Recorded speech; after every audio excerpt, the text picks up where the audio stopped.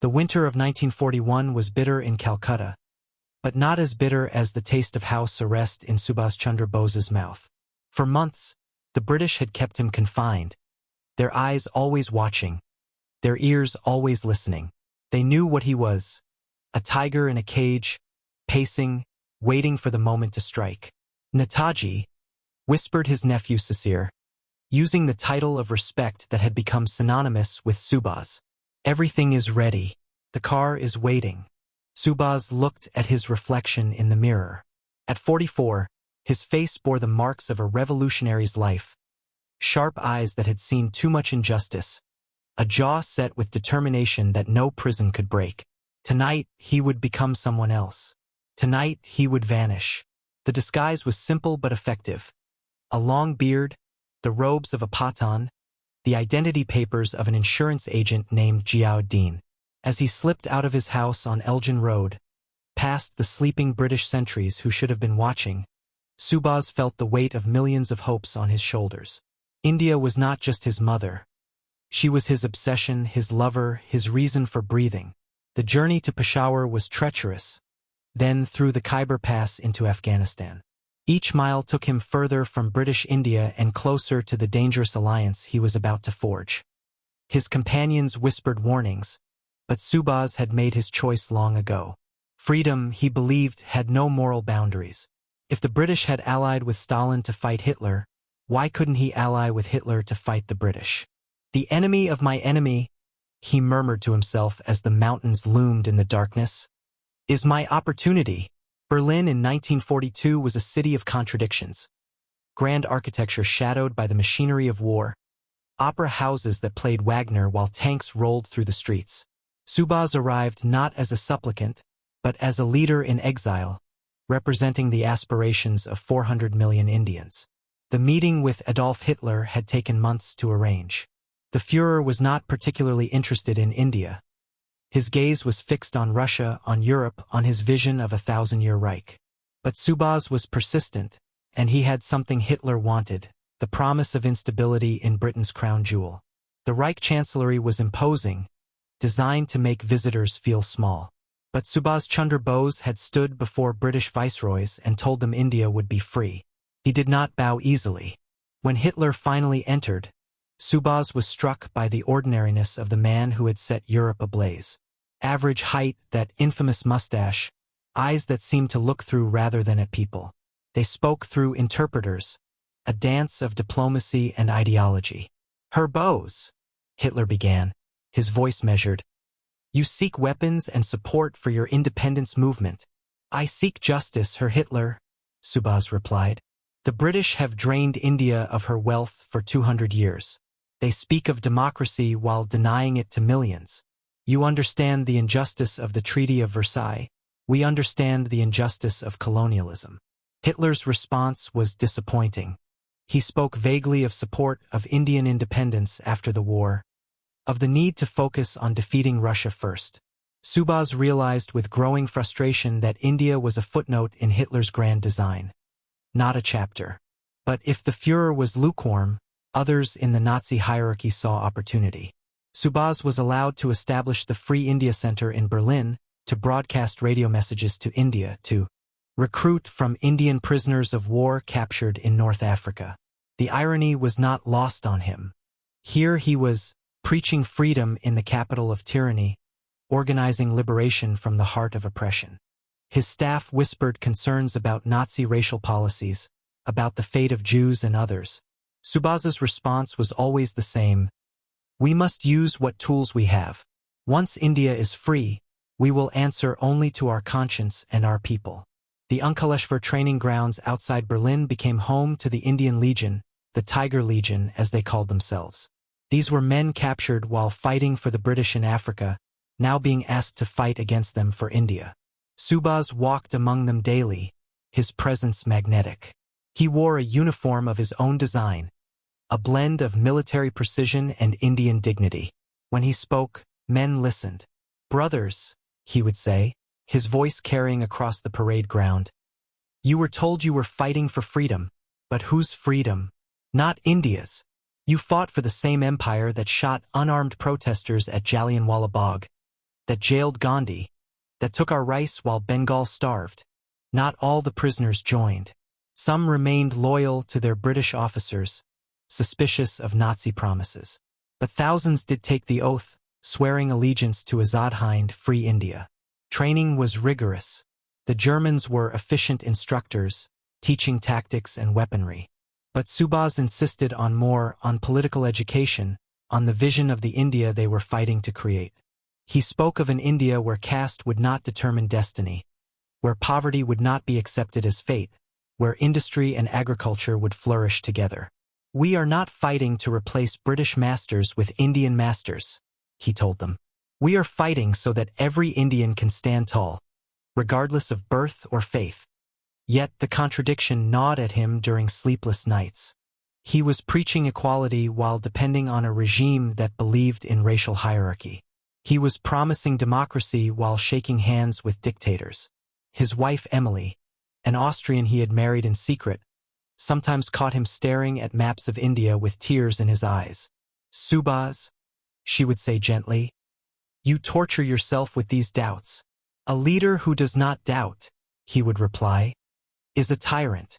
I doubt everything except the need for India to be free." Chapter 4. The Submarine Journey.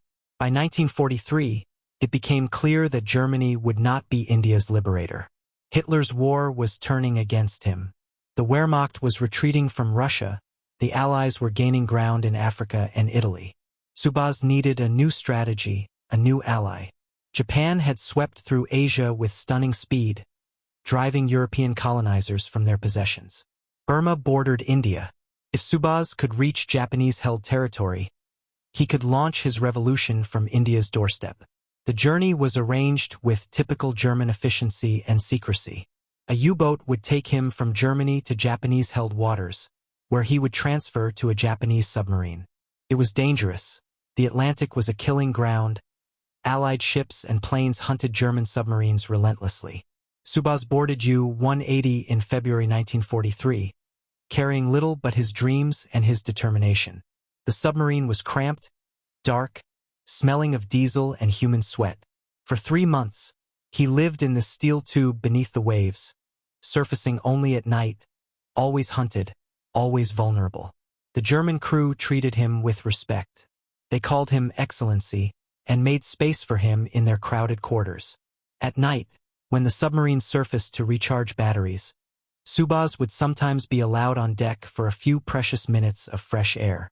Standing on the rolling deck in the middle of the Indian Ocean, surrounded by darkness and distance, he felt the weight of his mission more acutely than ever.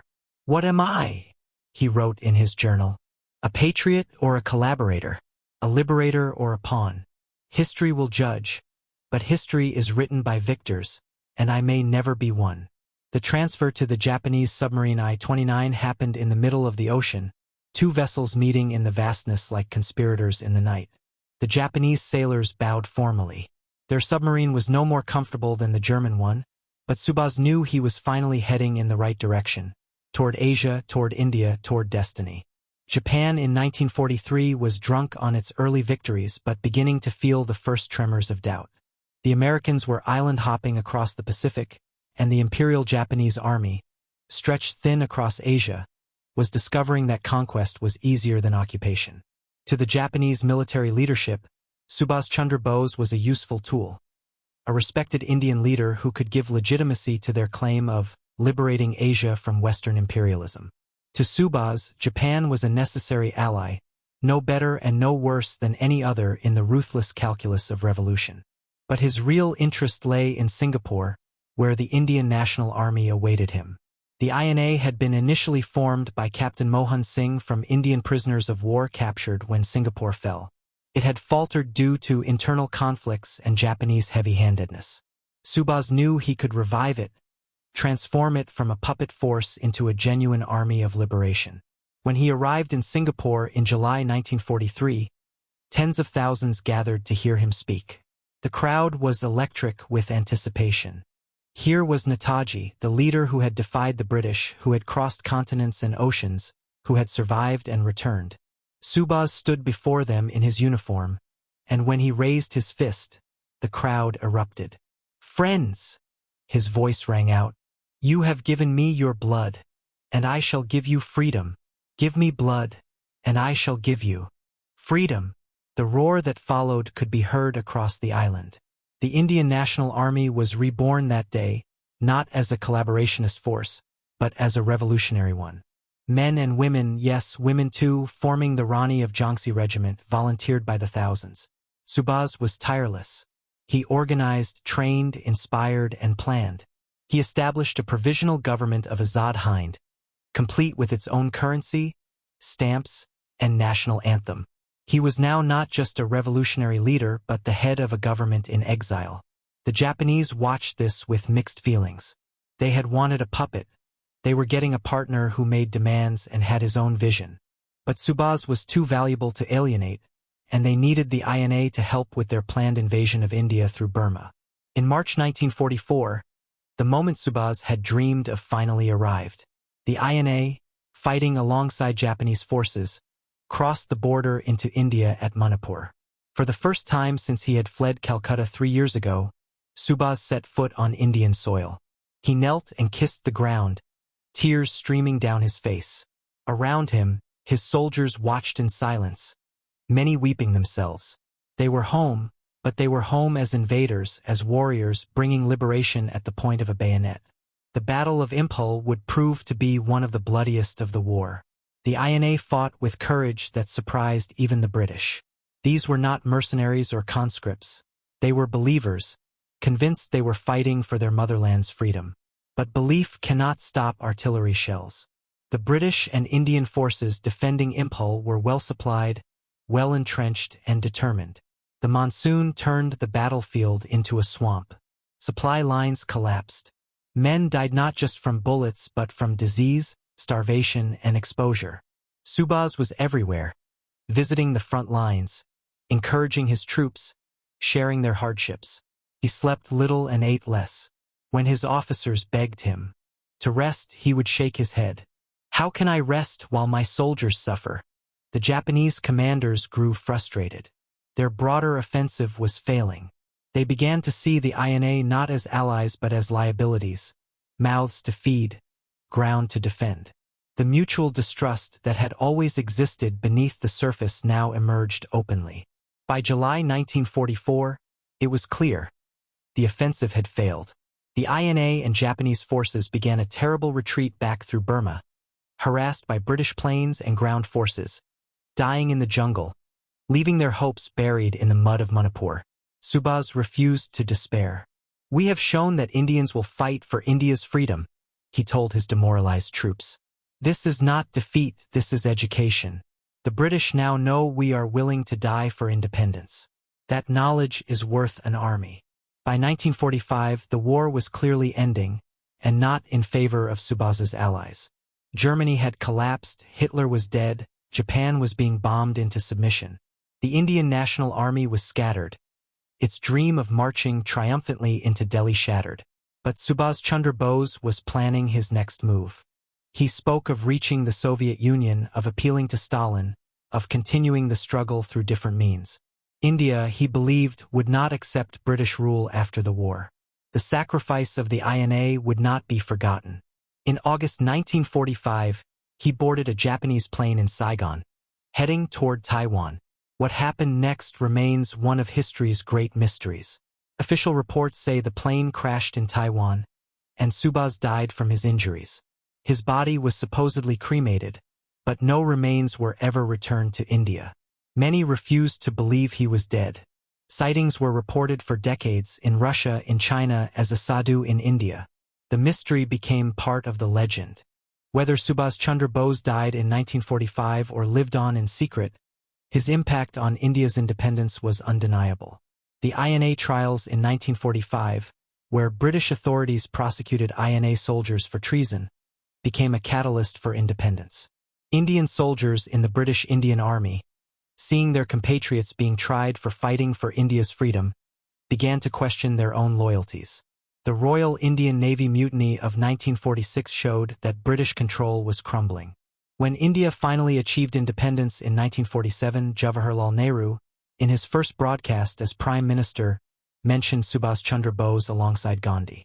The man who had allied with fascists to fight colonialism, who had chosen violence when others chose nonviolence, had played his part in liberation. History remembers him complexly. He was neither saint nor demon, neither purely right nor purely wrong. He was a patriot who made terrible compromises in service of a noble goal. He walked through darkness believing he was heading toward light. In the end, perhaps that is what makes his story so compelling. Subhas Chandra Bose reminds us that freedom is never won cleanly, that patriots must sometimes make deals with devils, and that the line between liberation and collaboration is often drawn by victors, not by truth. His famous words echo still. "Give me blood, and I shall give you freedom." India gave blood in the INA, in the independence movement, in the partition that followed. And India got its freedom. Whether Subhas Chandra Bose's contribution was worth the compromises he made is a question each generation must answer for itself. But that he was willing to risk everything, ally with anyone, sacrifice his reputation and perhaps his soul for India's independence, that much is beyond dispute. The tiger had gambled everything on one impossible dream, that a colonized nation of hundreds of millions could stand up to an empire on which the sun never set. In the end, the dream came true, though not exactly as he had planned it. And perhaps that is the final lesson of Netaji's story. Revolutions rarely follow the plans of revolutionaries. They take on lives of their own, fed by the blood and dreams of millions. Subhas Chandra Bose lit a fire, but it was the people of India who kept it burning until the British Raj finally turned to ash. Jai Hind, victory to India.